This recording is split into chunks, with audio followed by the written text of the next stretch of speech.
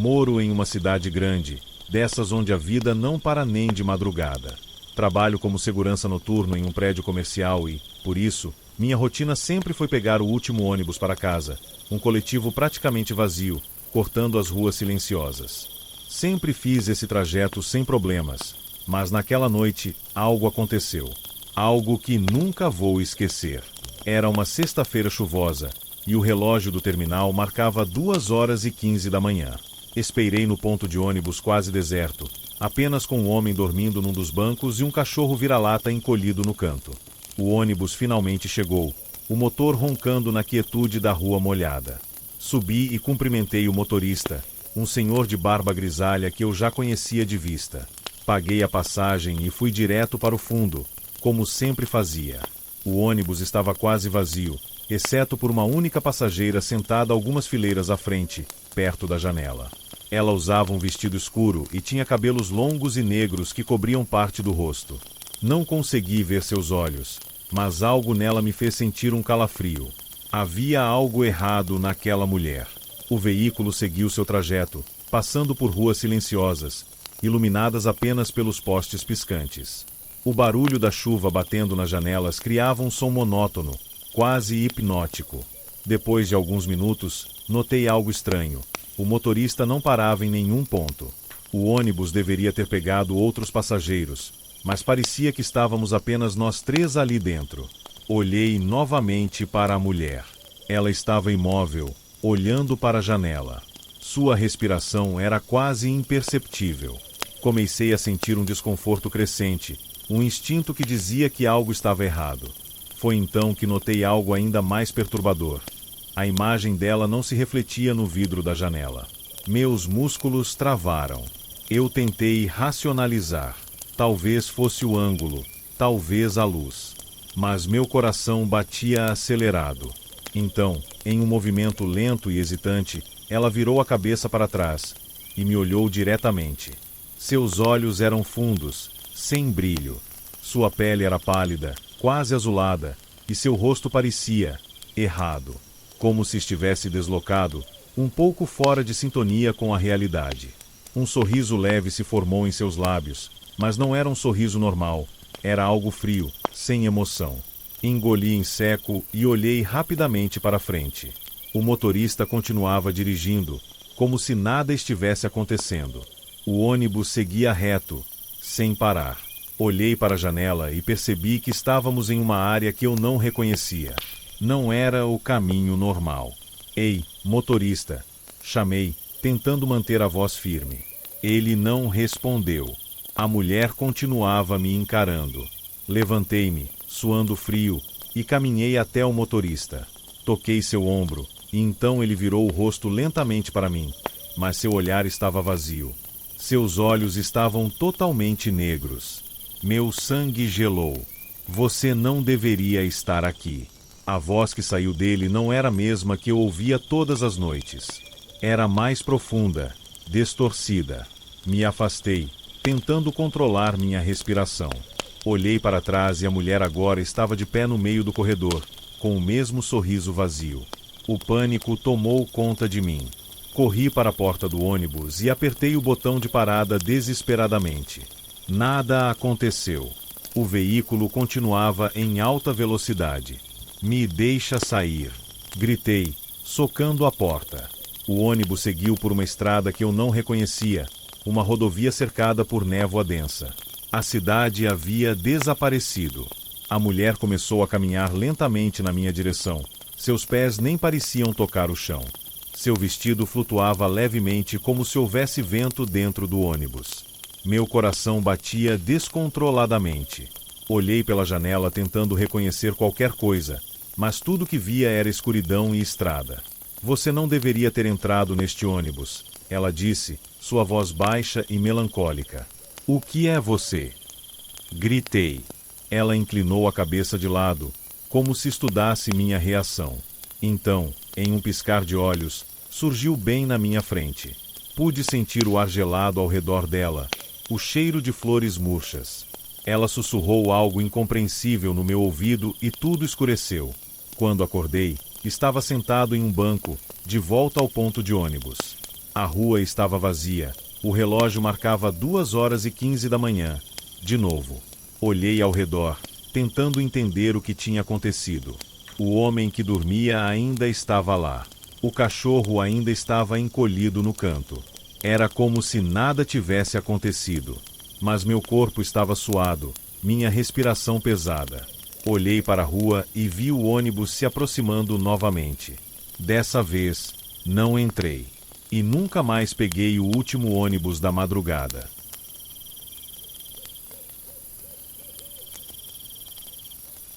Meu nome é Eduardo. Fui bombeiro por mais de 15 anos, servindo minha cidade com orgulho e dedicação. Durante esse tempo, vi muita coisa, acidentes horríveis, incêndios devastadores, tragédias que marcaram minha mente para sempre. Mas nada, absolutamente nada, se compara ao que vivi naquela noite. Era uma madrugada fria de julho, por volta das 3h da manhã, quando o rádio da central tocou com um chamado estranho. Um incêndio em um prédio abandonado na parte antiga da cidade. Era incomum, normalmente, esses lugares eram usados apenas por moradores de rua ou usuários de drogas, mas um incêndio em um local assim era raro. Mesmo assim, seguimos o protocolo. Eu e minha equipe nos preparamos e saímos imediatamente. Ao chegarmos, senti um arrepio percorrer minha espinha. O prédio estava completamente escuro, sem sinal de chamas visíveis. Mas o mais estranho era o silêncio absoluto. Nenhuma sirene da polícia, nenhuma movimentação de curiosos, nada. Parecia que éramos os únicos ali. Tem certeza que o chamado foi daqui? Perguntei ao operador pelo rádio. Positivo, Eduardo. O chamado veio desse endereço. Parece que alguém ficou preso no 3º andar. Olhei para o prédio outra vez. As janelas estavam quebradas, a fachada coberta de fuligem.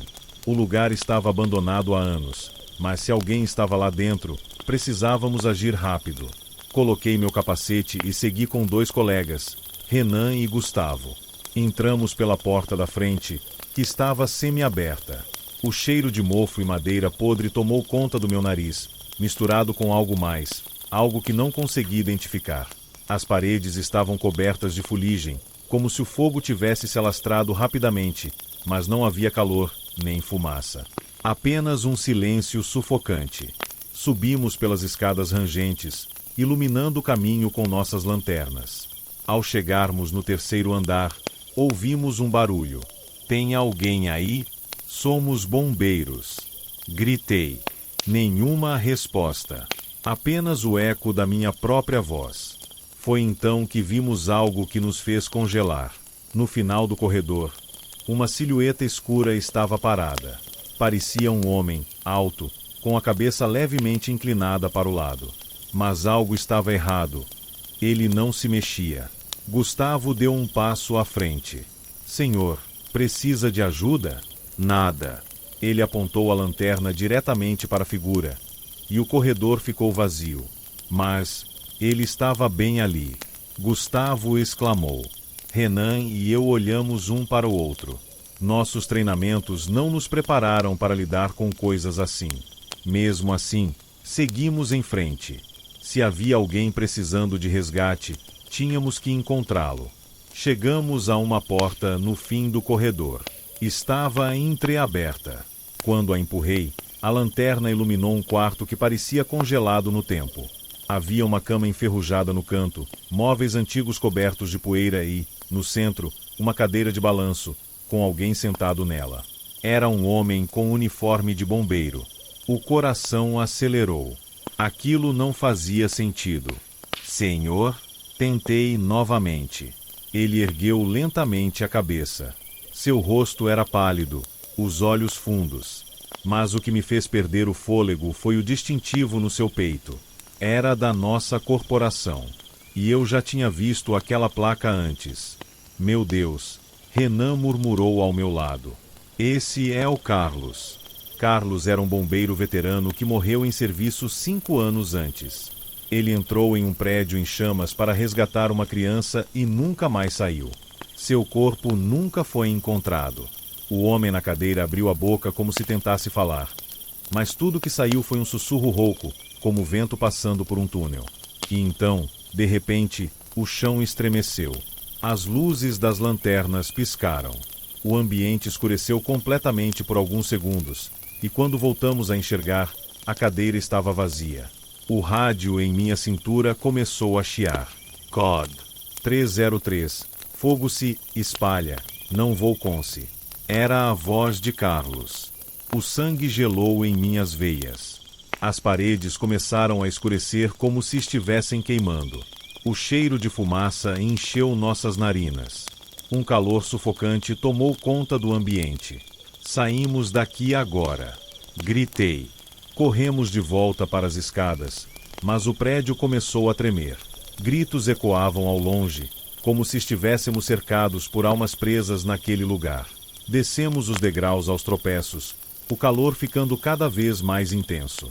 O cheiro de carne queimada tomou conta do ar. Quando finalmente saímos do prédio, paramos no meio da rua. O lugar estava intacto. Não havia fumaça, não havia fogo, mas havia algo em minha mão. Olhei para baixo e vi um distintivo. Era o distintivo de Carlos. E ele estava chamuscado, como se tivesse saído de um incêndio. Abaixei a cabeça, tentando entender o que tinha acabado de acontecer. Renan e Gustavo estavam pálidos, respirando ofegantes. Nenhum de nós disse nada. Apenas entramos no caminhão e saímos dali. No dia seguinte, fui até o comandante da corporação e entreguei o distintivo. Ele olhou para o objeto, incrédulo. Mas isso estava com o Carlos quando ele desapareceu. Como você conseguiu isso? Eu não soube responder. E nunca mais voltamos naquele prédio.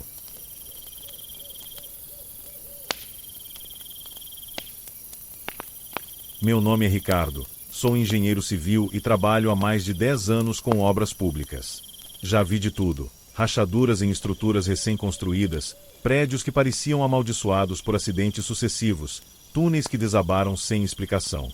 Mas nada, absolutamente nada, me preparou para o que aconteceu na pequena cidade de Serra Azul.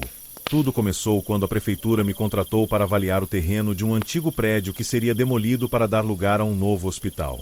O prédio em questão era uma antiga fábrica de cerâmica, fechada há mais de 30 anos. Contavam que, durante sua operação, vários operários morreram por acidentes misteriosos. Alguns diziam que o lugar era amaldiçoado, que coisas estranhas aconteciam ali. Eu não era de dar ouvidos a esse tipo de história, então segui para o local sem hesitação. Cheguei na obra numa manhã cinzenta de outubro. O prédio já estava parcialmente demolido, e os operários estavam reunidos ao redor de algo no centro do terreno. Quando me aproximei, vi que era um buraco profundo, largo o suficiente para que um homem entrasse sem esforço. Isso já estava aqui? Perguntei a um dos trabalhadores. Não, doutor. A gente cavou um pouco para remover os escombros e esse buraco apareceu. Mas tem algo errado. Olhei para dentro. A escuridão parecia absoluta. Mesmo sob a luz do sol, não era possível ver o fundo. Joguei uma pedra e contei mentalmente o tempo até ouvir o impacto. Esperei. Esperei mais um pouco. Mas nada. Estranho. Murmurei. E não é só isso, doutor. A gente escuta barulhos aí dentro. Que tipo de barulho? Vozes. Como se tivesse gente lá embaixo. Mas não tem como. Esse buraco apareceu do nada. Revirei os olhos. Superstição. Nada mais que superstição. Deve ser o vento. Vou descer para ver. Peguei uma lanterna e um equipamento de segurança. Amarrei a corda em uma das colunas de concreto ainda de pé e comecei a descer. O silêncio era assustador. Quanto mais eu descia, menos eu conseguia ver a luz de cima. O buraco era muito mais profundo do que parecia.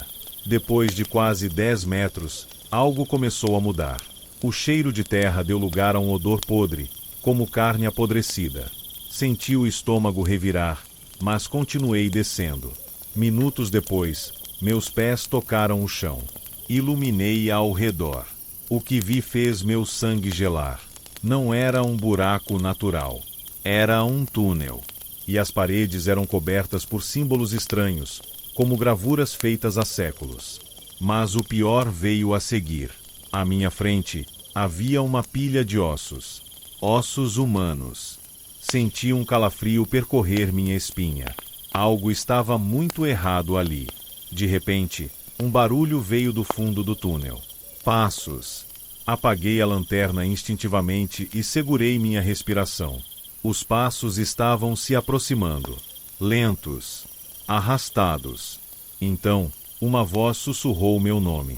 Ricardo. Senti o pânico tomar conta de mim. Ninguém sabia que eu estava lá embaixo. Ninguém poderia ter me chamado. O som veio novamente. Mais alto. Mais próximo. Ricardo. Liguei a lanterna e corri de volta para a corda. Algo se mexeu atrás de mim. Olhei de relance e vi uma sombra saindo das paredes.